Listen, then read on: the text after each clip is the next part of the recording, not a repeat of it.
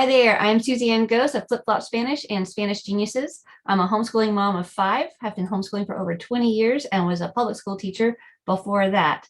I love teaching about not only Spanish and foreign language, but also how to communicate in any language effectively. So I also teach public speaking classes, speech and debate, things like that, down here in the Community Homeschool Center in Bryan, Texas. Today, I'm going to be talking to you about how to help your own children be an effective, engaging communicator at any age. So as we go through the slides and go through the points, I'll be talking to you about how you can teach your own children to become an engaging communicator and be effective. Of course, you'll end up absorbing some of that information yourself, and that will help you in your teaching style, in your communication style with all kinds of relationships. So let's get started. Oh, if you don't have a notepad, go ahead and grab that. You're going to want to take some notes. I always do anyhow. And there's also a handout, so you can print that out and follow along, because we will be kind of rating and grading ourselves at the end to see what areas we have gotten down. There's 7 tips. And so out of the 7, you're going to have some that you're like, I'm good at that. And there's some others that you're going to be needing to improve. I know every time I teach this lesson, I think, oh, I need to improve in that area. Okay, let's get started. All right, here we go. 7 tips to becoming or being an engaging communicator. All right. First tip, be congruent. Congruent is a big fancy word, and you'll have to teach your children probably. I mean, my kids didn't know this word, but they want to be in agreement with their words. So being sarcastic, having that facial expression is not going to be helpful for you. So whatever you're saying, you want it to match what you're doing. So you need your tone to match your words to match your body language. So if you're wanting to send a kind message, you don't want to be moving your hands around and making facial expressions. And, you know, if you're trying to tell them something kind or something invigorating, or you're trying to excite them, you can't have it not match. So to be engaging, you need to make sure that there's not a confusion. Your facial expression matters. If you're saying something happy, you smile. If you're saying something that makes you very angry, you don't smile. That's important. So whenever you're trying to explain something, you want to make sure everything matches your body language, your tone, the rate of what you're speaking. And just recognizing, I think the main thing for students especially is for them to know, every child ages 4 and up needs to understand that you're always sending a message. So when we say watch your attitude to our children, or watch your expression, or don't take that tone with me, sometimes it's frustrating to them because they're not trying to send a message. Unfortunately, whether you're trying to or not, parents, mothers, teachers, children, you're always sending a message. So even when you want to shut down, you just go, I just want to be here and just listen. You think you're sending the message of nothing. You think, I'm just listening. I'm just sitting here. But when your arms are folded, if your head is down, unfortunately, you could accidentally be sending the message of, I don't care, I'm not interested, or you don't matter. You could be sending the message of, you know, by sitting like this, I'm bored. Your words are not interesting to me. That is the biggest part of being congruent. So when you're trying to engage somebody, when you're trying to effectively communicate, your eye contact, how you turn your body. If my child is over here and my body is faced this way because I'm looking at the computer, I'm sending them the message that you do not have my full attention. So turning your body to face the person is huge. So make sure whenever you're trying to send some sort of message to somebody, there's some information they need or you feel like they need. Does your message match? Does your body language match the message you're trying to send? A very easy thing to teach them is just open versus closed body stances. When you're standing, having your feet apart from each other, having yourself in a very static, sturdy position sends that message and lets people know around you that you're open, you're firm, and you're ready to talk. You're ready to communicate. You want to engage in a relationship or some sort of event here. If anything is closed, from folding your arms to shrugging your shoulders, head down, anything closed, crossed legs even. The way we stand, especially as females, if we have a hip out or if we have our knees together, that's going to portray an image of being closed off, either uncomfortable with ourselves or uncomfortable with the other person. So closed versus open is a very simple thing to teach 4, 5, 6-year-olds all the way up to high schoolers and college graduates even. I've trained them in this, and they had no idea that their body language sends a message just based on how they stand. And they're like, oh, I was just cold, or I was just being comfortable, or, well, my hip just hurts. You know that, but the other person doesn't know that. So communicating with everything in you is the first part of recognizing how to be an engaging communicator, because you're making everything match. Why would somebody be interested in listening to me if this is how I'm telling you? So that is tip 1, be congruent. Let your words and your message match everything else, tone, body language, energy, all that stuff. Make it match. If that's all you learn, that's enough. How? This is always fun. Whenever I was in classes for public speaking, for marketing, for business classes, all these seminars and workshops, people would always encourage me and be super inspirational.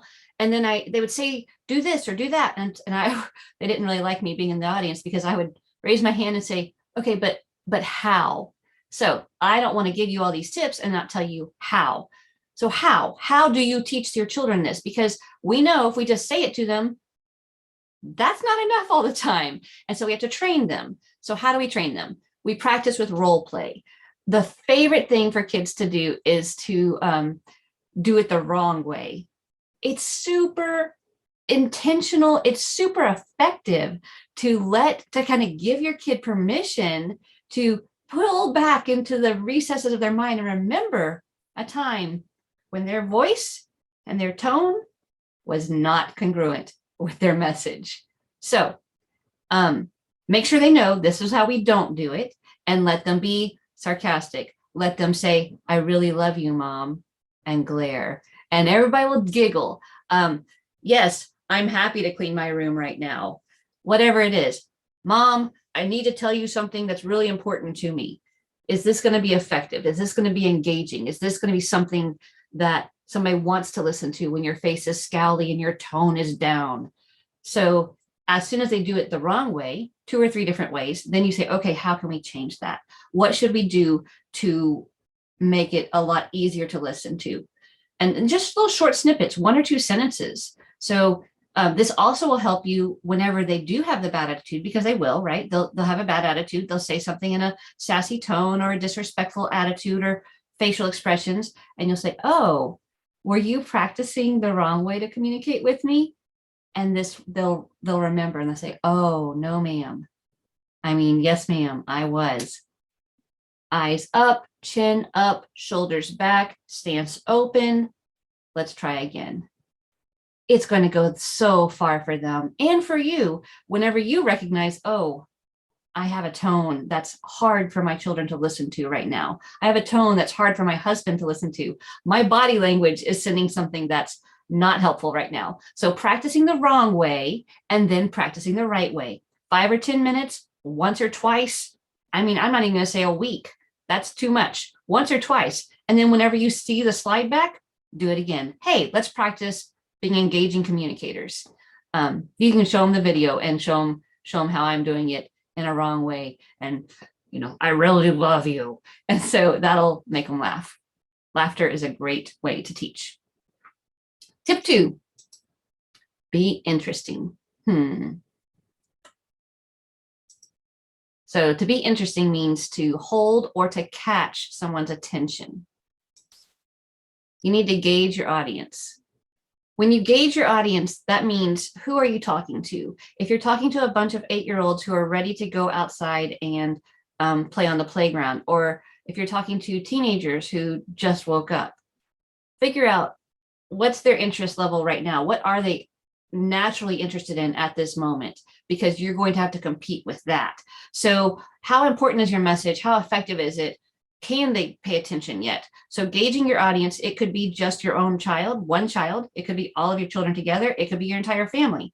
Are they hungry? Maybe not the best time for a Bible study. Are they sleepy? Maybe not the best time for an in-depth science lesson. Gauge your audience before you begin speaking. What is their interest already naturally on that you will be competing with one way or another? If it's internal or external distractions, there's always distractions. So figure that out before you start. Then you want to check for their knowledge and background. Nobody wants to hear something they already know. It's so boring. Everybody's bored. Hopefully I'm being interesting to you and you didn't know this already. So do you know that your tone matters, your volume matters, your facial expression matters? Do you already know that? Unfortunately, you're not sitting in front of me, so I can't find that out. But I always start my in-person workshops, my seminars, when we do the homeschool conventions, with hands raised. I'm like, just nod if you've had a public speaking course ever. That helps me immensely. I also want to find out, what ages do you have? Check for knowledge and background. Use colorful tone and language. Change it up. So I'm leaning forward when I talk to you. I lean back. I made sure my background, I took all my pictures down at first, and then I thought, no, that's interesting. Colorful language, colorful background, colorful facial expressions. Colorful just means changing it up. Lots of different energies, lots of different voice inflections, word language. You don't want to always use super long words. You don't want to always use short words. So when you're preparing to speak to somebody and send them an important message, your words carry positive things and negative things. Be interesting. Don't stay the same. Do you use your hands a lot? It gets exhausting. Do you use your hands not at all? That's a little dull.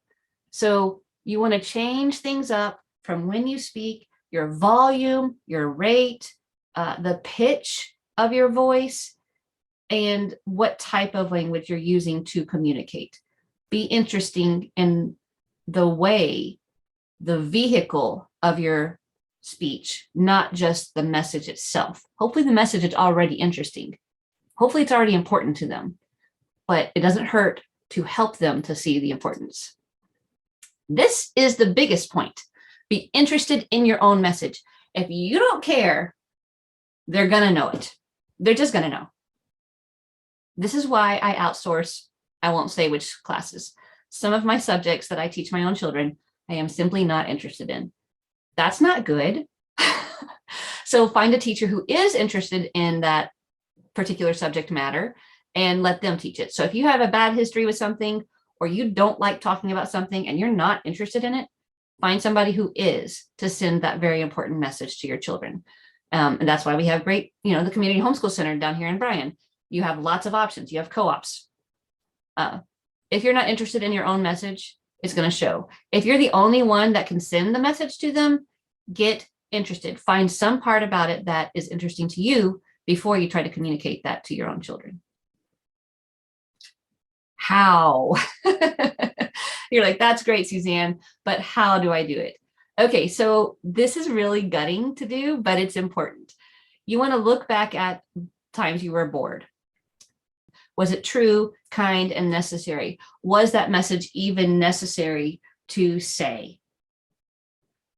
It's really hard to be honest, and it's really hard to get this feedback. So I would actually literally have a clipboard and go to the children and ask them to write down 1 or 2 times when they were bored while you were talking. That is not fun, is it? But it's important because you want all of your messages to be interesting and engaging to them. Same with your parents, your family, your husband, your groups, your Bible studies. This can be applicable to all areas. If you actually want to be an engaging communicator, you will want the feedback for how you failed in the past. It's all about ego, isn't it? So survey it, be honest with yourself, recognize that your ego is not something that we want to worship. We don't want to make our ego the most important thing, and find out how you failed in the past so you can improve in the future. You want to be influential. That means looking at past mistakes and changing them. If you don't know what the mistakes are, how can you change? Tip 3, show enthusiasm.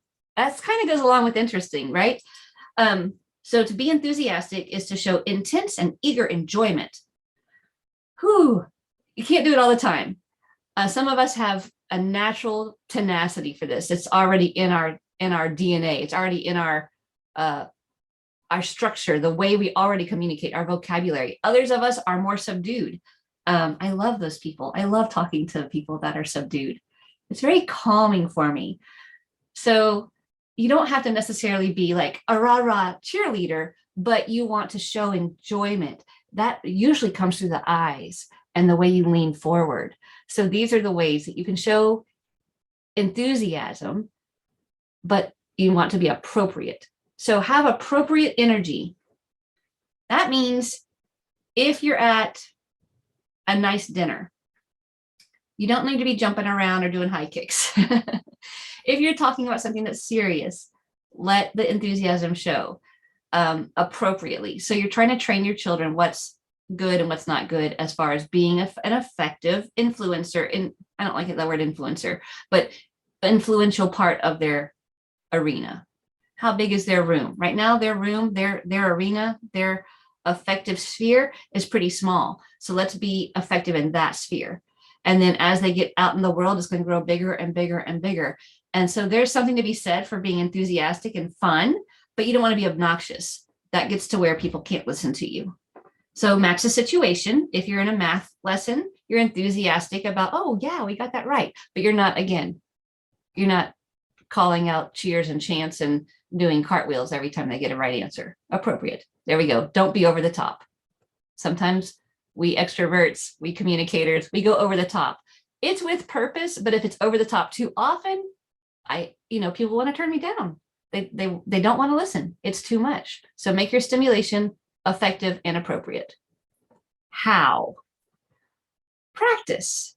So say, okay, y'all, I want to try this now. I'm going to talk to you and I'm going to use some of these tips that Mrs. Gose just taught me on the seminar. And so I'm going to have my open stance. I'm going to talk to you with changing my voice and my tone. And I want to see if you can decide if you think I'm enthusiastic enough with this particular message. At the very end of that practice, then they can tell you, yeah, that was a lot easier to listen to, Mom. Or that was a little obnoxious, Mom. So again, you have to gauge your relationship. Do you have an open enough relationship with your children? Are you willing to let them have feedback? It depends on your family culture. It's not going to work with every family culture. So if it's not going to be with your children, maybe with your husband, maybe with a close friend, maybe with your pastor's wife, hey, can you just listen to me say this important thing that I need to practice my enthusiasm? Does this come off as fake, or do you feel like this is good? Tip 4, demonstrate trust. So trust, a firm belief in the reliability of someone. Do you trust your audience? You need to show them that you believe that they're ready for this information and they want it. You don't doubt their feedback. So if they give you some sort of attitude, or they nod, or they shake their head, or whatever kind of feedback you get while you're sending the message, while you're giving them and talking to them, trust that they're being honest. They're not trying to trick you, just like you're not trying to trick them. Expect an honest response. So that's kind of what I just said. Give time for a response. This is the biggest thing. If we don't trust somebody, or we don't trust the way they're going to react, we quickly say it. We say, oh, I need to do this, blah, blah, blah, blah. And I didn't, okay, bye, click. So whenever we think they'll either hurt us, or they'll lie to us, or they'll go against us, then we don't give time. So the biggest part of trusting somebody is giving them time to respond, slowing down and looking out there, whether it's a big group of people, or it's just your own children or your best friend. Stop, look at their face, gauge it, process it before you move on. Again, if you were sitting in front of me, this is where, you take your coffee and you take a sip while you survey the audience. You're not in front of me, so I don't get to do that. But change your message based on what you're getting back. That's how you engage. It's both ways. You can't engage if the other person doesn't want to be engaged. So give them a chance to decide. And then, look for their response. I think I already said that. So be ready for it. they will feel that. It's really two-way. It's really one of those things that's kind of cyclical. It cycles down if it's not well done, and it cycles up when it is well done. You become more and more engaging, and your children and your audience engages with you more because they're wanting to listen, because you're respecting them and their time. Speaking of time, let me zoom on to next. Oh, how do you do it? Speaking of time, practice with a timer. So setting down a time limit of 1 minute, 30 seconds, whatever it is. You're talking, look at a timer somewhere, set a timer before you start talking. How long have I been talking? 4 minutes. Let me wait 20 seconds and see what my children's response is. Practice with a timer. It doesn't take a long time for you to practice. You'll get trained fairly quickly, because you'll see, oh, I am long-winded, or oh, I am not long-winded, but I don't give anybody a chance to respond to me. It shows lack of trust and lack of respect to your audience, whoever is on the receiving end trying to get your message. They need to be respected with silence. This is the hardest one for me. Be clear and concise. I think I'm clear. I'm not always concise. To be concise is to be brief but comprehensive. I like giving lots of anecdotes. I like giving lots of examples. I think they're interesting. I like reading books, those books that say, oh, do this, this, and this, and then they tell me how somebody else did it. It's very engaging to me. Not everybody's that way. So after you gauge your audience, if you have mostly men, I hope this isn't offensive, it's just true. If you have mostly men in your audience trying to receive this information, sons, husbands, whoever, just students who are men, males, they're not interested. They don't want the details. They don't want the story. Give me the information, be comprehensive, don't leave anything out, move on. Remove extraneous details. The good thing about recording this is I will definitely be going back and I'll be taking things out. If you want to see the things that I take out, watch to the end. I always put it in bloopers. I want to be vulnerable and honest and trust you with my entire message. So when I mess up, yeah, I take that out to be respectful of your time, but I don't want to hide anything from you. One anecdote per point. Do not give more stories. People get tired of stories. Everybody does. Respond to feedback. We already said that. So if somebody does this, you say, okay, I can see. Let them know you saw that. You're responding to that. So I can see I've overstayed my welcome. I can see I've talked too long. If you see people looking down, they're not just like counting the thread in their jeans. They're looking at their phones because you've gone on too long. If you're in a public speaking type arena, if your children are looking out the window, if they're looking down, if students are rocking in their seats, if you're teaching a class or a co-op, people are shifting, shorten it up. I wish you were sitting in front of me because I'd probably be shortening it up right now. This is the best part. What are you trying to say? Know your point, say it, move on. Don't just hold the stage because you can. See how I did that? I got my point across, I moved on. Okay, how do you do this? How? If you're loquacious and lots of details and very expressive, how do you become a clear, concise communicator? Break it down. So I had my husband do this for me because I'm not good at it. So you want to practice with long stories that you already know. I'm getting out my phone right now and I'm finding my husband's detailed storyline about Cinderella.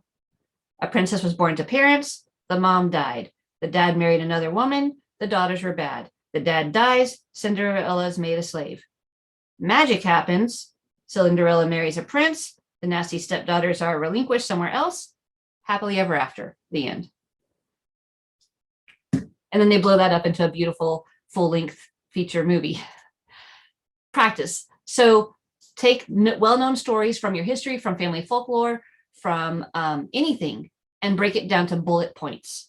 The more you get to that concise bullet point idea, you'll get better at it when you're communicating.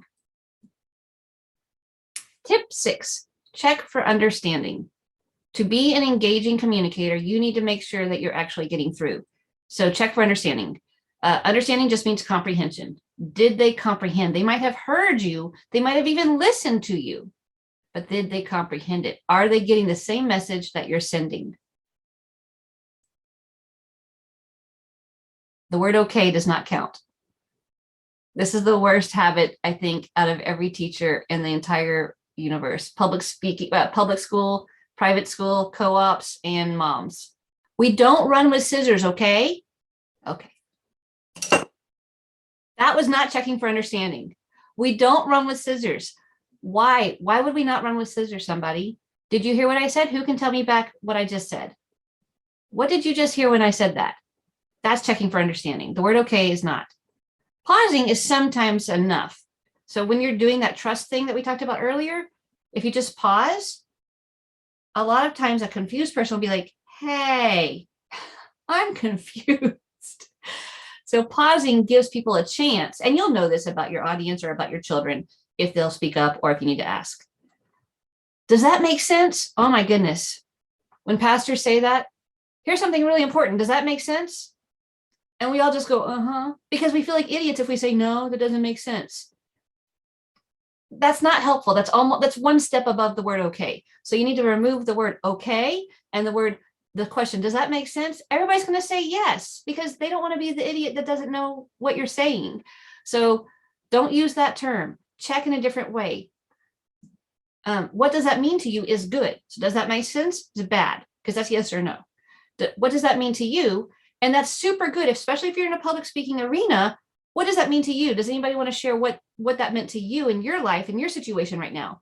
One hand goes up and you can listen. Hopefully it's not a loquacious person, because it's hard to hear them out from the audience, but they say one or two sentences, you repeat it, and that perks everybody up again. So that gets them engaged again, because you've just changed the stance of the room or what you're trying to say. You're engaging people truly to the point where you're giving somebody else space to speak.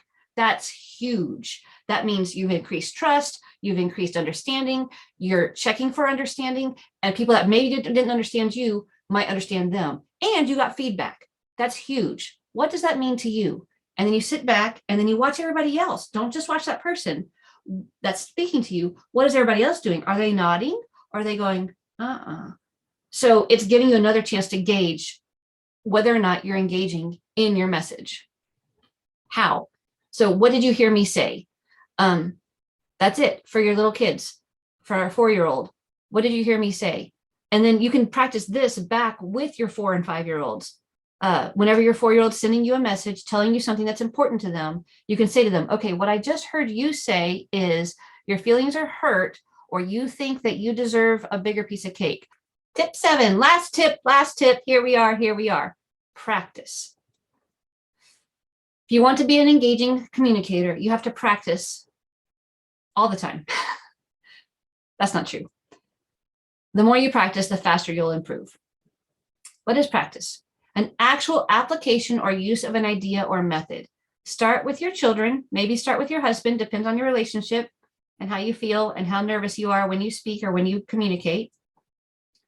Make sure you have an actual topic of importance. So don't use this whenever you're just talking about the weather. Use this when you're like, you know what, this is important that this kid hears this, or my husband hears this. This is important that I'm understood in this area. What is your topic? Have it defined. I would even write it down. I love index cards.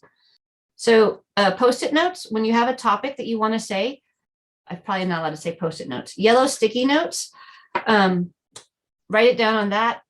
Grab a notebook, have something around your house that you can jot things down on when you say, I would like to talk about that, but you want to make sure you're engaging.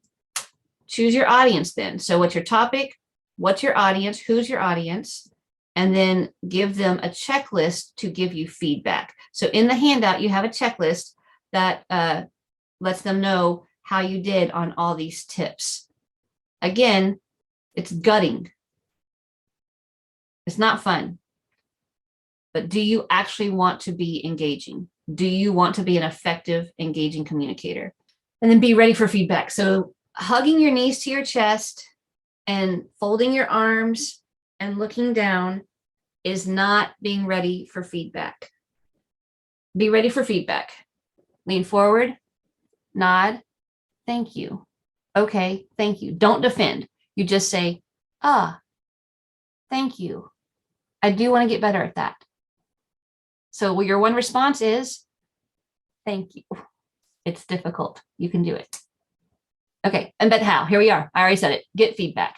So I have an empty room here on this slide because it's a lot easier to get feedback from nobody.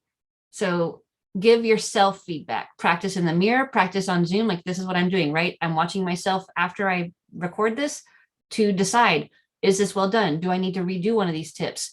I will be pulling things out, not wasting your time. So to be an effective communicator, because I don't have the feedback, I have to give myself feedback. So be honest and recognize that you're not always going to hit it out of the park. You're going to mess up a lot.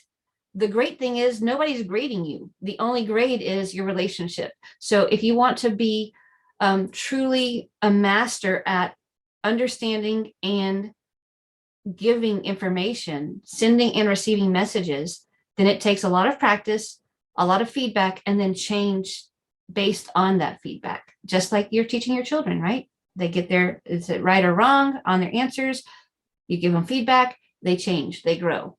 You have to do it with yourself now. You don't have a mama holding your hand anymore. So you have to challenge yourself. So feedback from yourself first, empty room in the mirror, or record yourself. You know, there's FaceTime recordings. Just say it to it and then decide, did you hit those 7 tips? What are the 7 tips? Be congruent. Do your words match your tone and your body language? Be interesting. Are you interested in what you're saying even? Show enthusiasm. Eyes, facial expression most. Show joy. Demonstrate trust, mostly pausing for that other person to give feedback. Be clear and concise. Check for understanding. You'll get better at this. This sometimes leads to rabbit trails, so you'll have to have some boundaries of just give me information on this when you check for your understanding. So you'll have to work on that. And then finally, practice. All right. Okay. That was the end of how to be an engaging communicator at all ages. You can contact me through Facebook, through email. I think Carrie Beck, with the Leadership Summit, has lots of ways for you to communicate with us. And so I'm looking forward to hearing your questions and helping you. That's my favorite thing.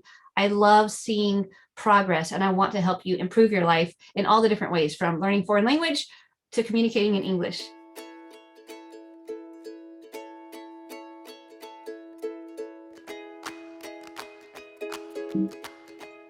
Why is it not working? That's fun. I have to click. All right.